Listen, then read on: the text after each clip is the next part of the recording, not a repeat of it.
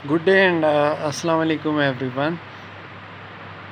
We are taking the assignments very seriously.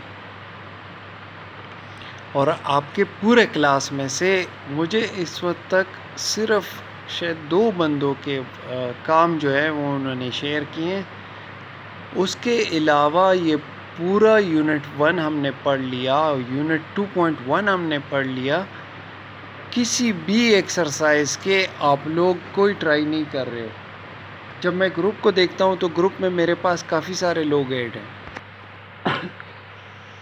اب آج کے بعد میں لسٹ باقاعدہ بنا کر اور ہر ایک بندے کا میں شیئر کروں گا کہ کس بندے نے کتنا کام کیا ہے، اور جس نے نہیں کیا اس کے بارے میں بھی ہم کوئی پالیسی بنائیں گے انشاءاللہ، کیونکہ آپ نے کرنا ہے یہ کام، آپ نے لازمی کرنا ہے، مجھے دکھانا ہے. ریڈنگ سلیکشن 2.2 اور انوائرمنٹ، ہمارا ماحول. فرینک ایس اسکرپیٹی اس کا رائٹر ہے. یہ ایک سائنس بیسڈ پیور ریسرچ کے لحاظ سے انوائرمنٹ کے اوپر یہ ایسے لکھا گیا ہے. میں پڑھتا ہوں. The earth water and air once taken for granted as a sort of scenic backdrop for the human drama have all become areas of intense discussion and worry. دنیا، پانی، ہوا، جن کو ہم نے مفت میں ملا ہوا سمجھا، اب یہ ایک خوبصورت سٹیج کے پردے کی طرح گرنے والا ہے انسانوں کے ڈرامے میں. اور اب جو ہے یہ ایک شدید قسم کی گفتگو اور پریشانی کا محور بننے والا ہے. مطلب اس کا یہ ہے کہ ماحول جو ہے، یہ ماحول ہم نے تو یہ سمجھا تھا کہ یہ کبھی خراب نہیں ہوگا اور ہم ایسے ہی اس کو استعمال کرتے رہیں گے، خراب کرتے رہیں گے، مگر اب یہ پریشانی کی بات بن گئی ہے. In the 1950s only a few elite scientists were predicting our present despair over what mankind is doing to the earth.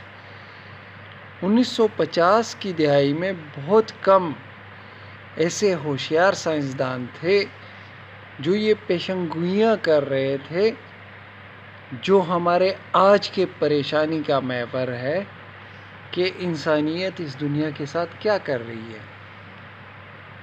Resources seemed unlimited. The air was fresh and clean, and the rivers and oceans were seen as elements to be harnessed for power and used to dispose of waste. ہمیں کیا لگ رہا تھا کہ جتنے وسائل ہیں یہ نہ ختم ہونے والے ہیں. ہوا تازی ہے اور صاف ہے. سمندر اور دریا ایسی چیزیں ہیں کہ اس کو ہم توانائی کی بنانے کے لیے استعمال کر سکتے ہیں اور اپنا گند اس میں ڈال سکتے ہیں. But in a relatively short time we have seen the threat of a shift in the balance of nature away from its cycle of use and renewal to one of abuse, decay, and if we are not careful, gradual collapse. مگر نسبتاً کم وقت میں ہم نے یہ خطرہ دیکھا کہ قدرت نے اپنا توازن کا طریقہ تبدیل کر دیا. جو اس کے استعمال کا طریقہ تھا اور اس کی دوبارہ سے تشکیل نو کا طریقہ تھا، یہ اس نے تبدیل کر دیا. اب یہ تبدیلی جو ہے یہ کس وجہ سے ہوئی؟ اس کی بے عزتی، اس کی خرابی. اور اگر ہم پرواہ نہیں شروع کی تو یہ آہستہ آہستہ بالکل ختم ہو جائے گا.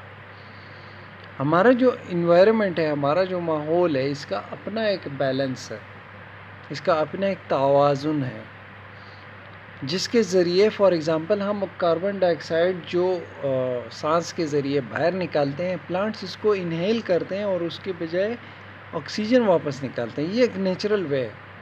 اگر پلانٹس ختم ہو جائیں تو ہمارے پلانٹ پہ کاربن ڈائی آکسائڈ کا راج ہو جائے گا، جو کہ الٹیمیٹلی لیونگ تھنگس کی ڈیتھ ہو جائے گی.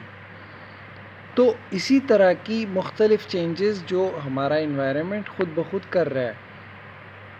Our environment is now a social problem, not just a problem for the sciences.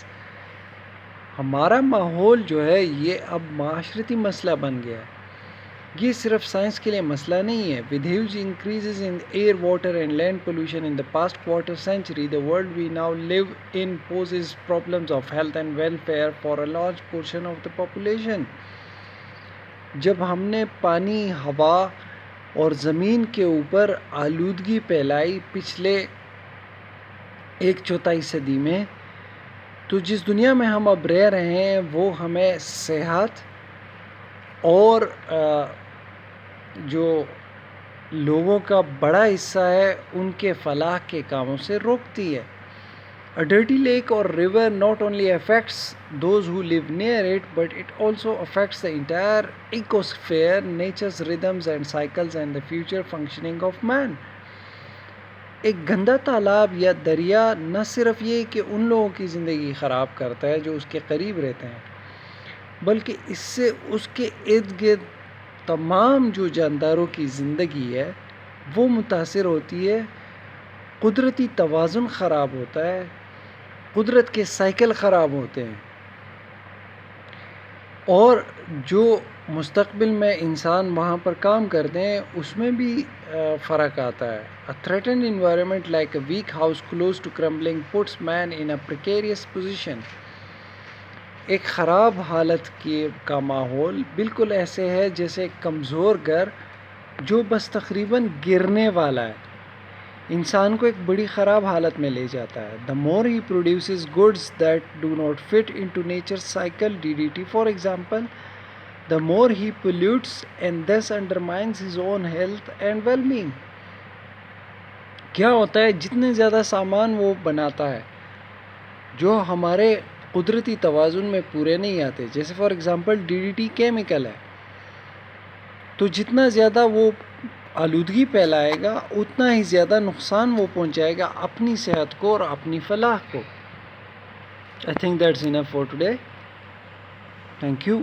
اللہ حافظ.